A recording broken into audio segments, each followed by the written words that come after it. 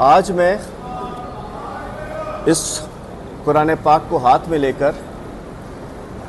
मैं ये हल्फ उठाता हूँ कि अगर मैं कुछ गलत कहूँ तो इसकी अज़ाब मुझ पर नाजिल हो। ये कुरान पाक है। तो जिस तरीके से मैं इस वक्त मलीर कोर्ट में हूँ, मेरे पर केसेस हैं, मेरे 2 वकला भी मेरे साथ गवाह हैं, ये 2 गवाह भी मौजूद हैं कि कभी भी हमारे चेयरमैन, इस कौम के रहबर इमरान खान साहब ने कभी हमें हमारे इदारों पे, हमारी फ़ौजी इंस्टॉलेशंस पे, हमारे प्राइवेट इदारों पे, हमारे सरकारी इदारों पे हमले करने के लिए, पुरतशद्दुद हमले करने के लिए इमरान खान ने